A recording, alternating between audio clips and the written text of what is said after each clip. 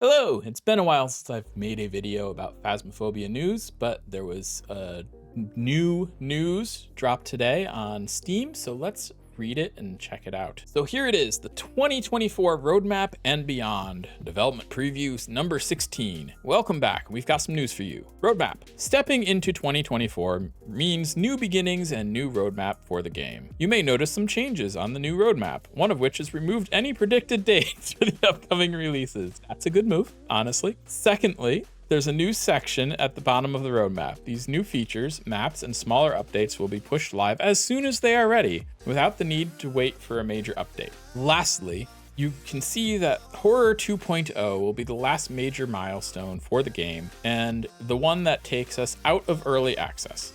This doesn't mean development for the game will cease, as we'd like to add more equipment, ghosts, and locations after 1.0 finally arrives. It's good that they stopped giving dates because they weren't keeping those dates that they were giving, and it was making people angry. Just check out the comments in my previous video on console updates. Let's see, console update, look, here it is, console update. As many of you know, console was delayed from last year's predicted release date due to several reasons. We're still hard at work trying to get this ready for your eager console players, and it'll arrive as soon as it's ready. On the other hand, with the delay comes extra changes for console players on day one. The new and improved upcoming shop experience, the upcoming adjustments to the leveling and equipment tiers, as well as minor balance changes. This will all result in console players getting the best experience as soon as they receive the game, instead of large portions of gameplay and progression changing just after it releases. Additionally, when it is released, console players will receive a game that looks and runs better. We will plan to implement a large amount of optimizations across the board, which will allow us to keep the game's graphical quality as close to PC as possible.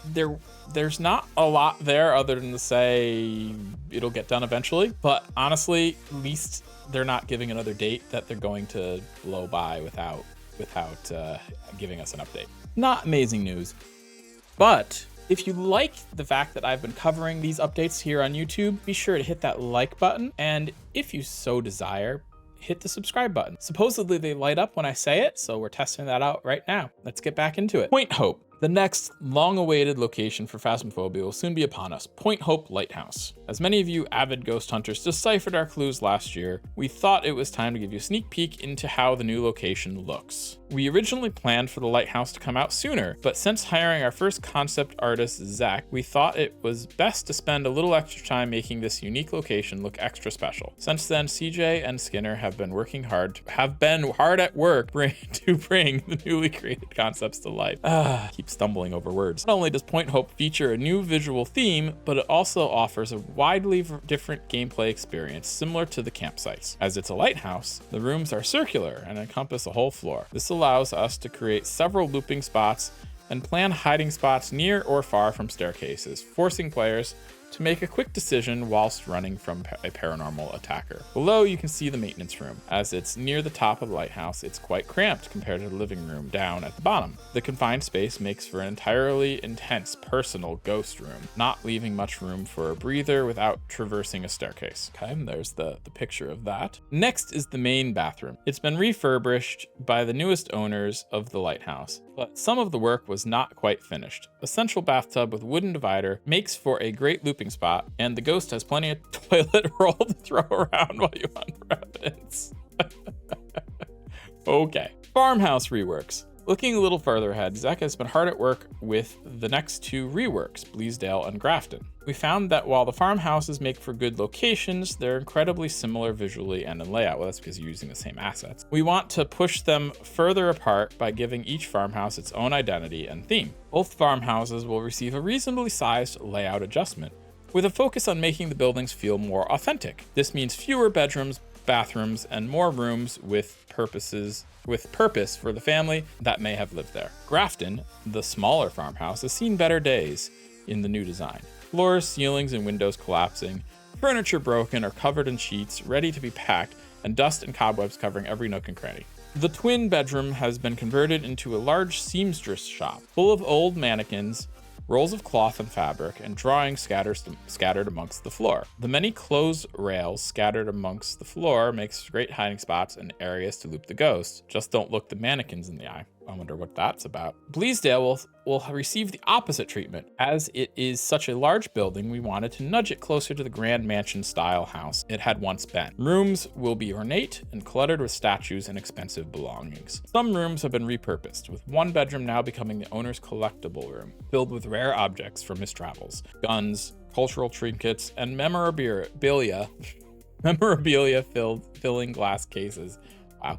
Another bedroom has been converted into the wife's tea room, adorned with dollies, plates, painted with cute animals, and lots of pink. Lastly, the attic has had quite the overhaul. The staircase has been moved, and the room itself has been split into 2 parts. The first half is the attic storage, crammed to the brim with barely stable boxes, old furniture, and dusty memories. The second half has been inhabited by the couple's granddaughter, a girl that loves the unknown. Oh, I see. They're adding some story. Her self-converted bedroom is covered with witchy belongings, suspiciously haunting books, and dream catchers. They're adding more lore to maps, it seems, which isn't a bad idea. The first update from the roadmap will be next week when we remove the holiday event and will include the lighting changes, the new eye adaptation, and screen space global illumination settings. That's it for development preview 16. We'll catch you with some more teasers soon. The teasers are one thing, you know, that's all well and good. Council update, from my point of view, I would say they're having a lot more trouble with the council update than they ever expected to have. I mean, they originally predicted end of August, I think.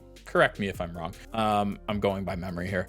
And then missed that date, and then said end of October and missed that date due to various reasons. There was the fire, which, you know, that's excusable. But then the other update was just they weren't prepared for how difficult it was going to be, and said something about VR, which a lot of people in the comments in the previous video pointed out that they don't have to do it for VR right away. I'm inclined to agree with that. But yeah, I agree. You know, I agree that maybe don't do the VR right away, but they want to do the VR right away. It's going to take longer, it seems. I think it was a wise idea to stop giving dates because they kept giving dates, they kept missing the dates, they kept disappointing everybody. So that's a wise idea from a company standpoint. Unfortunately, it means we have no idea when the console update's coming. And the farmhouse reworks, I'm not sure. I kind of like the farmhouses. I know they're samey, and that's sort of what they're getting at, that they're samey and they want to make them more distinct. But I didn't totally love the reworks they did on the campsite, so I'm not sure what to think of this one. And that's my thoughts on this. Let me know what your thoughts are down below in the comments, and thanks for watching. See you next time. Bye-bye.